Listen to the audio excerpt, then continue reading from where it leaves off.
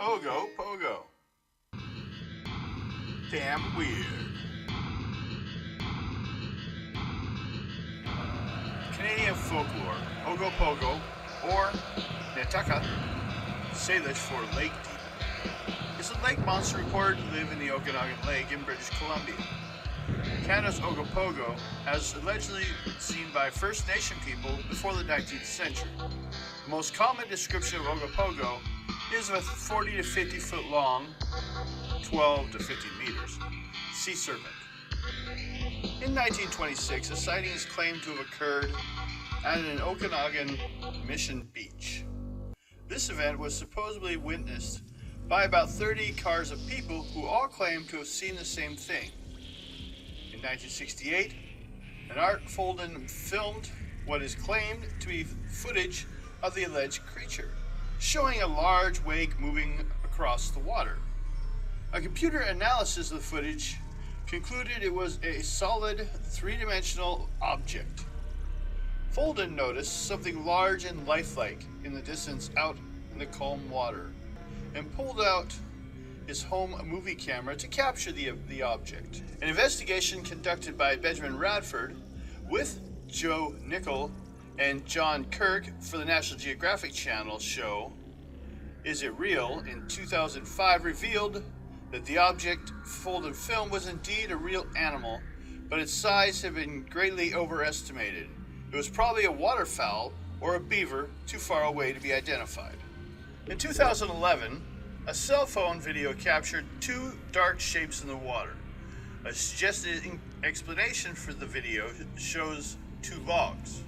Radford analyzed the video for Discovery News and concluded the video quality is poor and the camera is shaky, but a closer look at the 30-second video reveals that instead of one long object, there are actually two shorter ones, and they seem to be floating next to each other at a slightly different angle.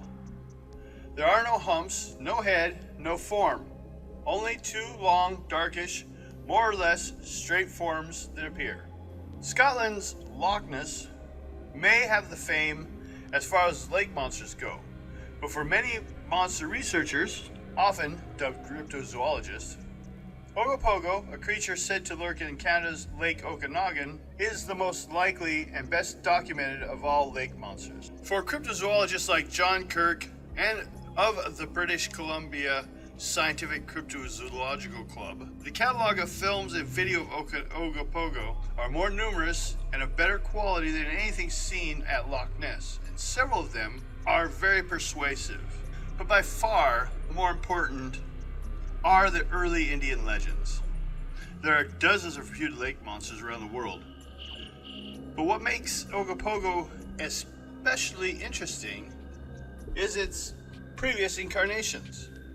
According to legend, as a bloodthirsty killer, Ogopogo, some believed, has its roots in native Canadian Indian legends as a beast called Nahaketak that would demand a live sacrifice from travelers for safe passage across Lake Okanagan.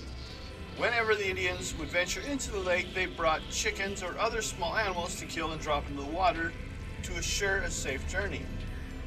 One has to wonder what had started this. No society seems to turn sacrifice because there might be something to it. It's clear, however, that these stories were not referring to a literal lake monster like Ogopogo, but instead to a legendary water spirit. Though the supernatural Nahikatik of Okanagan Valley Indians is long gone, a decidedly less fearsome and more biological beast whose exact form is a matter of debate has replaced it. Ogopogo is often described as dark and multi-humped, with green, black, gray, or brown skin.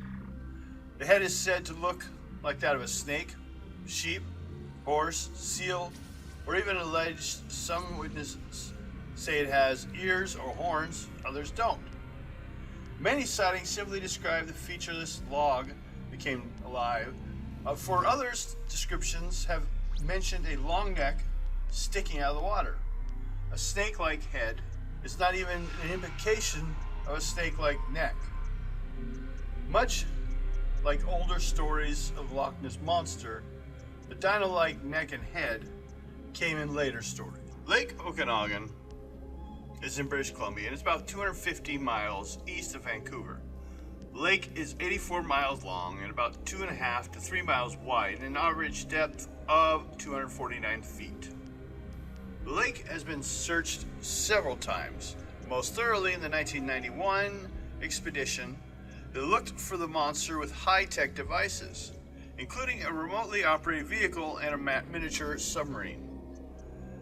The pilot took the vehicle to the depth of 840 feet along the lake bottom at the deepest part of the lake, but no Ogopogos were sighted, nor did the submarine discover any of the creature's carcasses or bones. What are eyewitnesses seeing? As with all lake monsters, there is no one specific explanation for accounts for all sightings. They are animals that might be mistaken for a strange creature. When seen at or near the water's surface, Ogopogo is real and exists. What is it? Explanation range from a plausible animal such as a manatee, sturgeon, or oarfish to the exotic, as in a dinosaur type of prehistoric whale known as zeuglodons. Many sightings of the lake monster may not be any living thing. Lake Okanagan's geological features create long, unusual humps that can look exactly like a monster, down to Ogopogo's signature series of humps.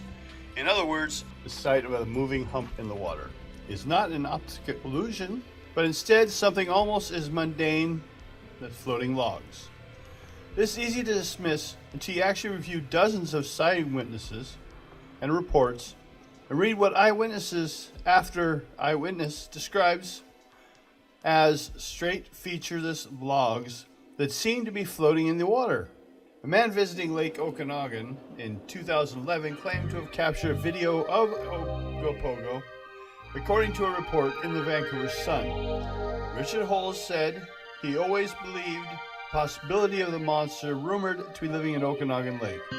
Ogopogo may not or may exist in Lake Okanagan, but certainly can be found if you look through tourist shops along the lake.